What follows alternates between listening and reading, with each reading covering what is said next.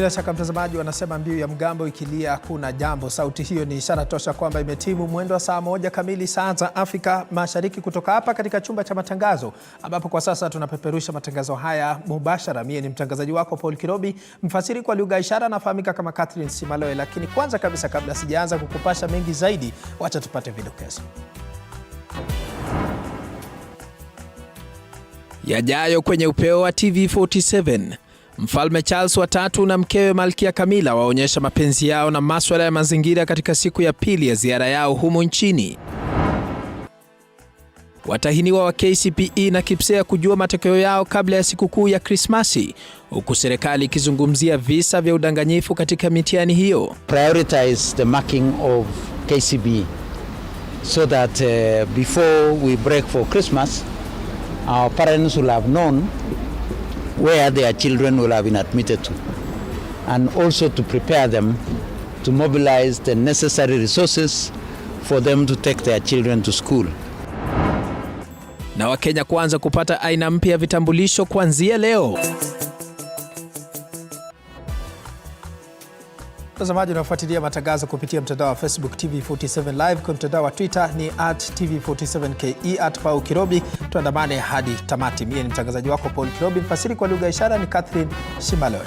Waziri wa masuala ya ndani Profesa Kithure Kindiki ameahidi kuwakabili wanasiasa wanaoshukiwa kuwa wamekuwa wakifadhili shughuli ya wizi wa ng'ombe na mifugo pamoja na maovu mengine ambayo yamekuwa yakiendelea maeneo ya kaskazini ya Kenya. Kindiki ambaye alifanya mazungumzo na wakuu wa polisi maeneo ya Bonde la Ufa na kaunti ya Samburu amesema kwamba msako wa wanasiasa utaendelea hadi kwa wale wanaopanga njama ya wizi pamoja na wakuu ambao wamekuwa wakifadhili wizi wa ng'ombe. Waziri Kindiki amewahakikishia wakazi wa kaunti ya Samburu kwamba serikali itaendeleza operesheni ya maliza uhalifu ili kumaliza swala la wizi wa mifugo. Wakati huo huo amesisitiza kwamba wanajamii pamoja na viongozi wa kidini watakabiliwa vilivyo.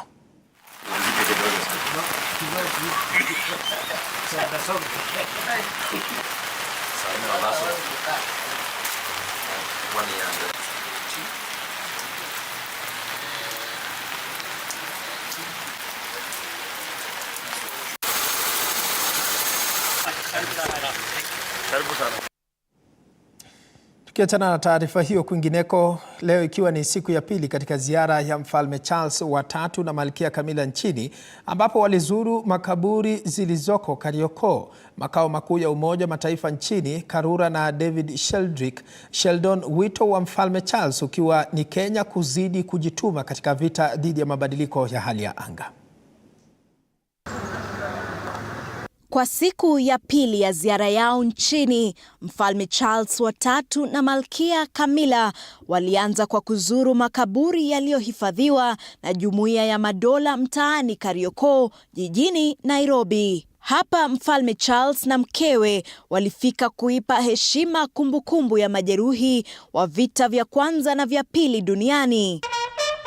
Kama ishara ya heshima yao, Mfalme Charles pamoja na Malkia Camilla waliweka shada hii ya maua. Na wakongwe hawa waliopigana katika vita hivi pia hawakuachwa nyuma, wakituzwa medali na Mfalme Charles wa tatu. Much to your surprise, they've come back.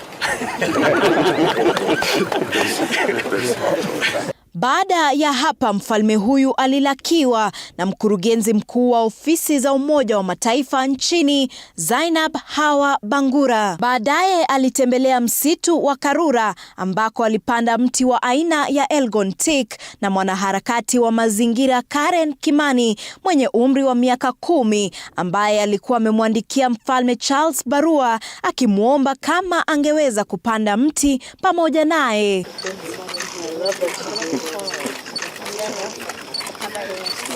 Mfalme Charles pia alishirikiana na mwanariadha mashuhuri duniani wa mbio za masafa marefu Eliud Kipchoge kuzindua mbio za kilomita 15.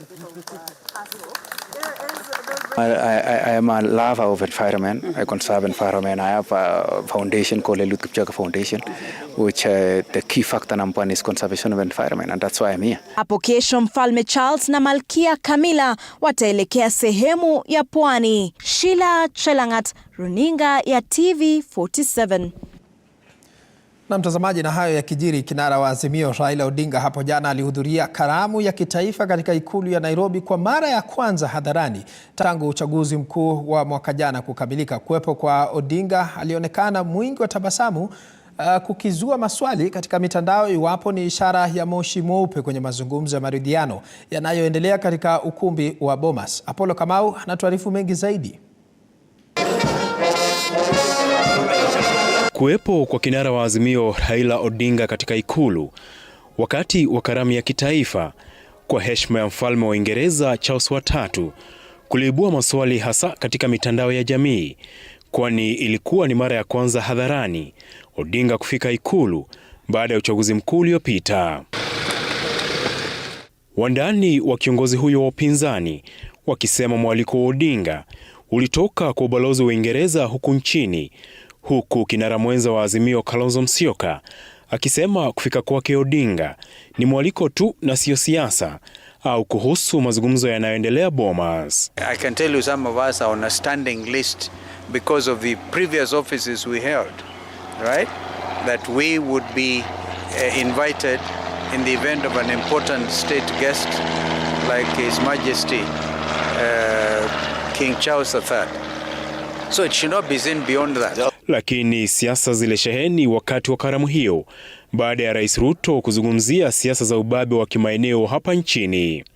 And there is a vicious contest for this kingpin position, which literally amounts to not so much.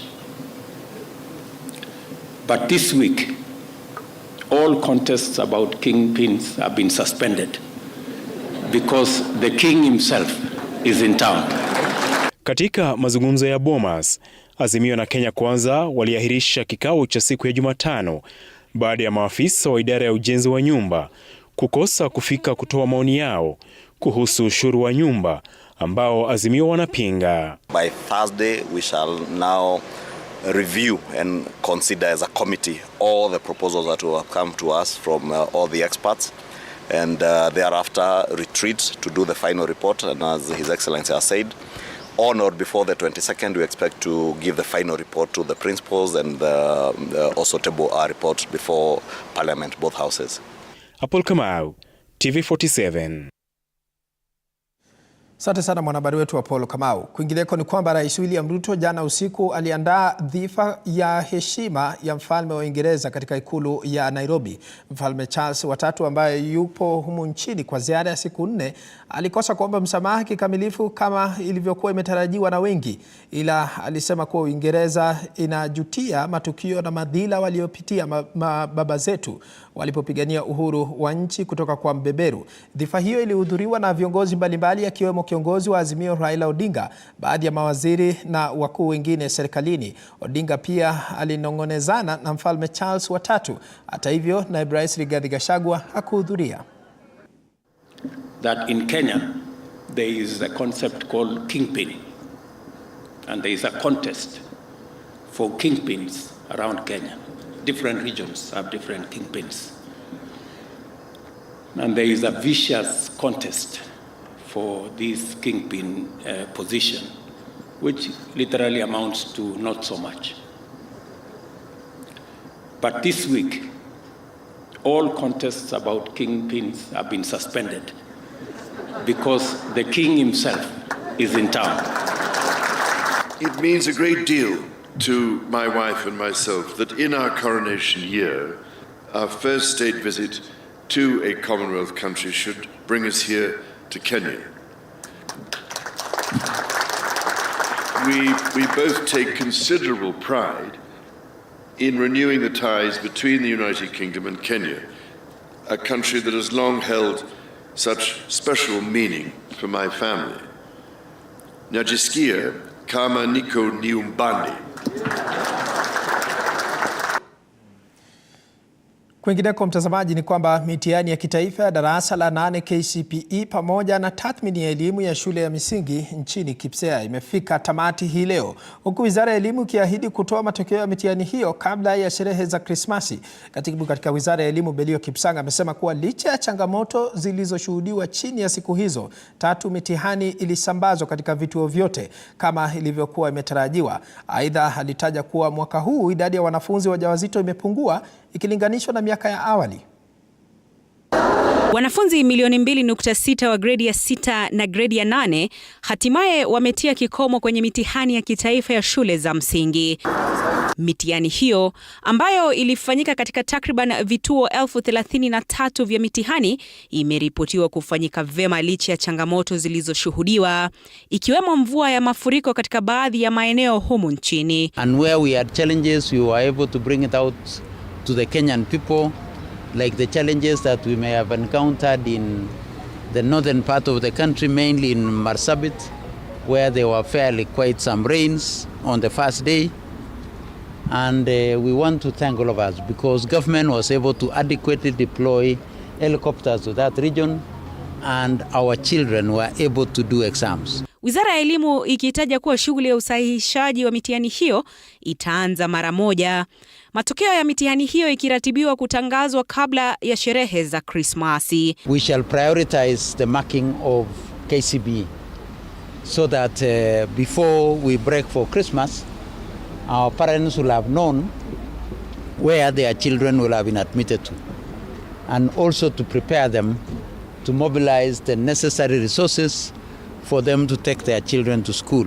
Aidha, kulingana na katibu katika Wizara ya Elimu Belio Kipsang, ni kuwa mwaka huu idadi ya wanafunzi waliofanya mitihani wakiwa wajawazito imepungua ikilinganishwa na miaka ya awali. I think the engagement and the empowerment that we are giving to our parents is starting to yield results, and we are happy as a country that we are reducing this menace of teenage pregnancies. Wakati huo huo, Wizara ya Elimu imewahakikishia wakaguzi na wasimamizi wa mitihani kuwa watapokea malipo yao kwa wakati ufaao. We are adequately resourced to be able to compensate and to pay our professionals who have been handling the examination, including our examiners. Mwisho wa mitihani hii ya kitaifa inaashiria mwisho wa mtaala wa elimu wa 844 miaka 38 baadaye. Haya ya kijiri, mitihani ya kitaifa ya KCSE inatarajiwa kuanza Jumatatu wiki ijayo. Serikali ikitangaza kuwa wakaguzi watahitajika kuchukua mitihani hiyo mara 2 kwa siku, tofauti na ilivyokuwa miaka ya awali. Andrin Kilemi, TV47. Na mtazamaji, tukisalia katika taarifa ya masuala ya elimu, jumla ya watu wazima 170 waliokuwa wakisoma katika shule ya Ngumbaru katika kaunti ya Kakamega wamefanya mtihani wao wa kitaifa wa darasa la 8 KCPE uliokamilika hii leo kote nchini. Na kama Violet Ouma anavyoarifu kwamba wengi wao ambao wana matumaini ya kutimiza ndoto zao licha ya umri, wanasema walikatiza masomo yao kwa kukosa karo. Katika shule ya msingi ya Mumias Muslim, 22 hawa walikuwa miongoni mwa watahiniwa milioni 1.4 wa KCPE mwaka huu. Nuru Okanga mwenye umri wa miaka 32 na ambaye video zake za semi za cheche za siasa zimezagaa mitandaoni ni miongoni mwa wanafunzi wa kibinafsi wanaokalia mtihani huo. Mheshimiwa Jakoya alikuwa ameniandikia mwalimu kule Nairobi na mwalimu ambaye amehitimu. Kwa hivyo mimi niko sure ya kwamba hii mtihani hata kama sitafikisha ile marks ambayo watu wanatarajia, marks 250 kwangu iko sawa. Okanga alisitisha masomo katika darasa la 3 mwaka 2007. Okanga anaofanya mtihani wa kitaifa pamoja na mwanawe wa kwanza anayefanya mtihani wake wa kitaifa wa gredi ya 6. So nikaona ya kwamba nirudi kufanya hii mtihani ya standard 8, nitafuti hizi karatasi kwa sababu MCA inahitajika tu kuwe na certificate ya standard 8. 2027 mimi niko tayari kufanyia watu wangu wa Kwarera Ward kazi. Nao ndio wamenisukuma nirudi shule. Mwingine anaofanya mtihani huo ni mhubiri Frederick Mwanza mwenye umri wa miaka 45. Mwanza aliyeachia darasa la 7 yapata miaka 30 iliyopita anadai kuwa alisimamishwa kazi ya kuhubiri kwa kukosa cheti. Mimi nimekuwa mchungaji, lakini kuna wakati mmoja nilikuwa nimekaa kwenye madhabahu na tukaambiwa na wakubwa wetu ya kwamba hata kama we ni mchungaji una uwezo wa kuomba even the angels malaika watoke mbinguni washuke, but you don't have any certificate. Be ready to pack and go home.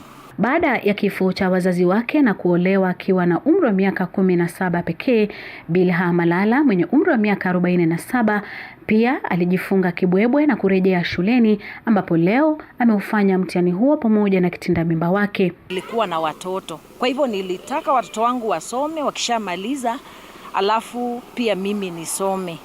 Kwa hivyo wakati walitangaza ya kwamba hii ni standard 8 ya mwisho, nikasema kama sitasoma saa hizi nitasoma lini? Kwa hivyo ikabidi nikae na mtoto wangu last born wangu kwa mtihani siku ya leo. Mkurugenzi mkuu wa masomo ya watu wazima katika kaunti ya Kakamega, Isaiah Nyamweno, amesema kuwa watainiwa hao wakiwemo wanaume 107 na wanawake 63 wameufanya mtihani huo wa kitaifa wa darasa la 8 KCPE katika kaunti hiyo. We have low enrollment in the region. We could be having a number of youths who are dropouts. But we have the border economy in this region. We just taken most of the youths because there is a quick money in the border. So at the expenses of this program. Wote hawa wakiwa na matumaini ya kufanya vyema kwenye mtihani huu wa kitaifa KCPE ya kihistoria, inayoashiria kikomo kwa mtaala wa 844 ambao umekuwepo kwa miaka 39 sasa. Natarajia kupata max 320. Alafu namtumainia Mungu nitapita mtihani na nitajiunga na kidato cha kwanza na nitafanya mtihani wangu wa KCSE. Mimi naomba hata niwe pilot. Natamani nipae huko kwa mawingu, niwe pilot wa rubani wa ndege. Mimi ninatarajia nipate not even hata nikigonga 400 ama nigonge 300 above 350. Ni bayana kuwa kuvunjika kwa mwiko sio mwisho wa mapishi. Ni msemo ambao ni dhahiri kwa wanafunzi 22 waliokuwa wanashiriki masomo ya ngumbaru. Kwao wanatumai ya kwamba wataweza kupita mtihani huo na baadaye kujiunga na shule ya upili na vile vile kuweza kutimiza ndoto zao. Violet Auma, TV47, Kakamega. Mwenyezi Mungu awajalie. Kwingineko ni kwamba wawakilishi wadi katika kaunti ya Kiambu sasa wamempa gavana wa kaunti hiyo Kimani Wamatangi makataa ya siku 21 kuteua mawaziri wa kaunti katika idara zote zilizo wazi. La sivyo wataanza mchakato wa kumwondoa ofisini kwa njia ya kumbandua. Gavana Wamatangi yupo kikaangoni kufuatia madai ya uongozi mbaya na uzembe katika juhudi za kusimamia mpango wa maendeleo ya kaunti. Mwaka mmoja baada ya kuchukua wadhifa huo, shutuma kwamba Wamatangi hajaunda utawala wake kikamilifu ili kutoa huduma kwa ufanisi pia ni kiini cha mizozo kati ya wawakilishi wa kaunti hiyo na uongozi wa gavana. Sasa wameelezea kuwa bunge la kaunti litawasilisha hoja ya kumwondoa gavana huyo ofisini iwapo hatatii matakwa yao na kubuni afisi yake ipasavyo. County Assembly will forthwith exercise its legal mandate to hold Governor Wamatangi to account and take such steps as necessary, including removing him from office by way of impeachment to prevent further deterioration of Kiambu County state of affairs.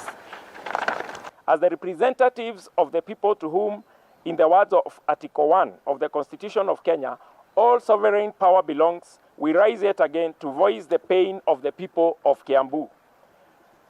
Premised on our oath to defend and uphold the Constitution, meant we rise to condemn the failure by His Excellency, the Governor of Kiambu County, to adhere to the national values and principles of governance as established in Article 10.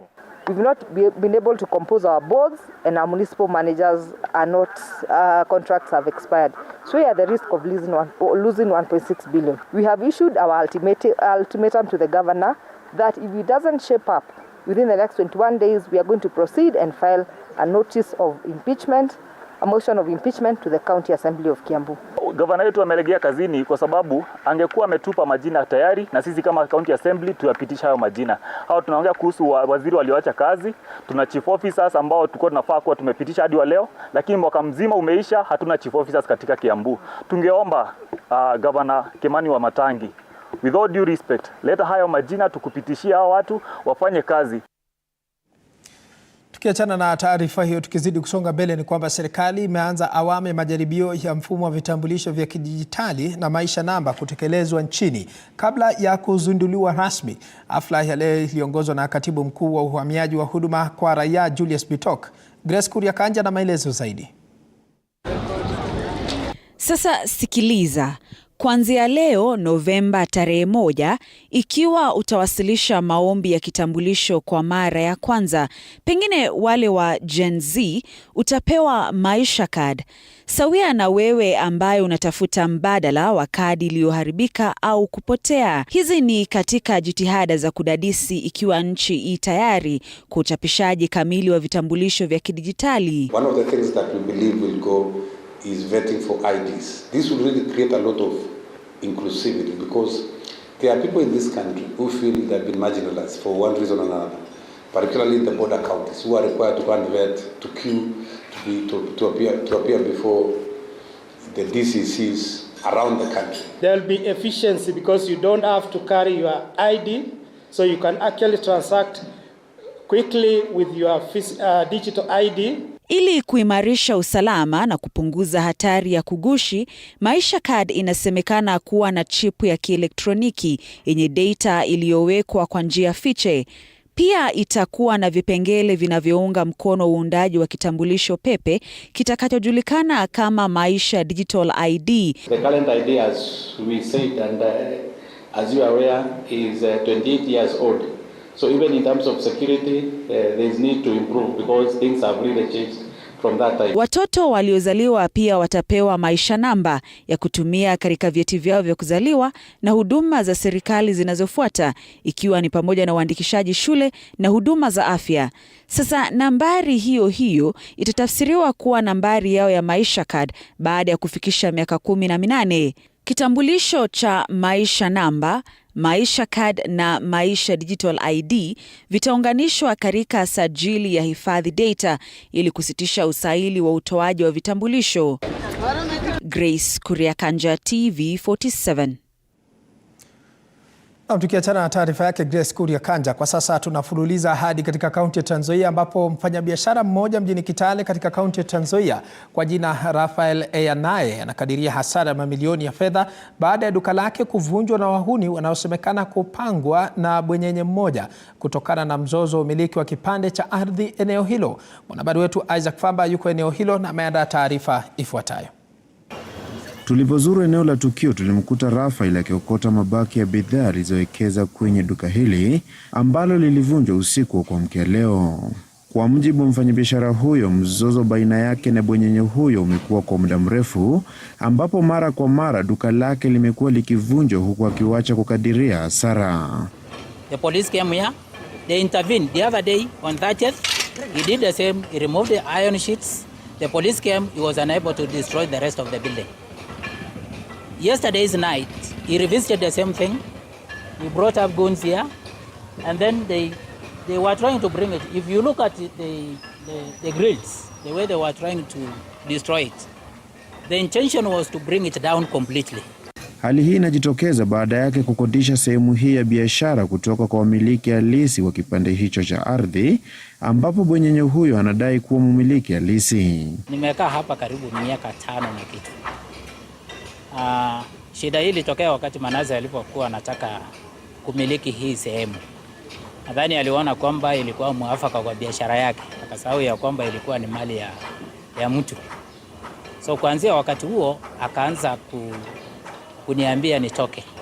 Na mimi nikamwambia wewe una title deed ya hili shamba. First of all, the property is on a dispute na kesi haijahamuliwa kotini. Idara ya polisi ikiongozwa na mkuu wa polisi kaunti ndogo ya Saboti Patrick Gaitirira imethibitisha kisa hicho na kusema kuwa uchunguzi unaendelea huku gari moja iliyotumika kwenye kisa hicho sasa ikizuiliwa kwenye kituo cha polisi mjini Kitale.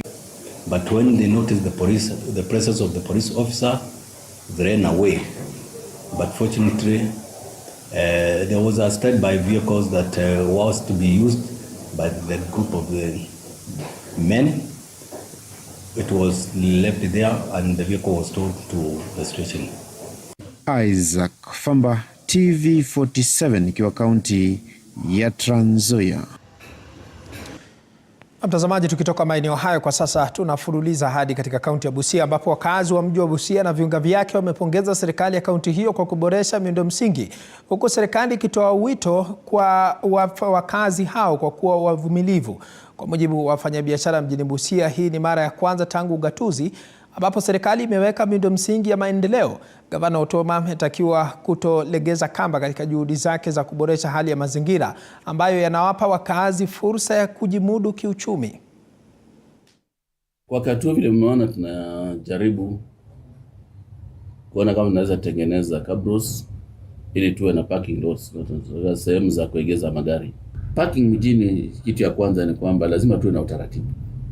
Ya kwa mimi naona malori zimetapaka kila mahali, lazima tuwe na utaratibu. Tunajenga cabros ya parking ya magari na pia tunaweka pathways ya mwananchi kutembea. Na hizi cabros zinafanya hii place inakuwa neat and nina matumaini kuwa zita improve biashara yangu. Unajua watu huenda mali kuna penye kuko neat, mali kuchafu watu hawapendi. Penye kuko neat, I have hopes I'll get more customers na biashara yangu itainuka. Kwa hii kaunti yetu tusukue tu watu tunaangalia mambo ya parking. Tunaweza angalia, je, hapa mji wa Busia watu wenye wako hapa wanaweza kujisaidia namna gani? Kwa ajili kulingana vile wamebomoa hapa, watu wamekosa kazi zaidi, wenye walikuwa wameajiriwa kwa haya maduka zaidi ya watu zaidi ya 400. Na unajua mtu mmoja akikosa kazi tayari watu nyuma yake wamekosa kazi zaidi ya watu 15. Tukiachana na taarifa hiyo, kwa sasa tunaelekea katika maeneo ya Laikipia ambapo jamii za wafugaji zinazoishi katika kaunti ya Laikipia zimehimizwa kukumbatia mbinu za kufuga mifugo ya kisasa ili kuzuia hasara inayotokea wakati wa msimu wa kiangazi. Kulingana na wakazi na wawekezaji binafsi katika eneo la Rumuruti, Laikipia Kaskazini, ukosefu wa ujuzi sahihi wa mifugo umesababisha wafugaji kupoteza mifugo yao kutokana na hali ya ukame. Mkurugenzi wa Mass International PMI kutoka Texas, Amerika, alisema kuwa kuna haja kwa jamii za wafugaji kukumbatia elimu katika juhudi za kuboresha mazingira ya kukua kiuchumi. We are here from America working with Pillars of Mercy Hebron to bring forth a school that will increase the education level. Our school will, when it's fully grown, will have 15 kids per teacher, 17 kids per teacher in G1 through 6, 20 kids per teacher in secondary at a cost of only $4,000 per person. Boarding will be $3,000 per person. Tungeomba serikali igirie iwe pamoja na sisi, tusikane mkono ili watu wetu wasipotee bure kama vile vijana wanapotea, wana youth na wengine, ili hao watu wapate kujiajiri na kupata kazi. Tumekuja kutembelea hao watu, tukawaletea nguo zenye wamefurahia sana na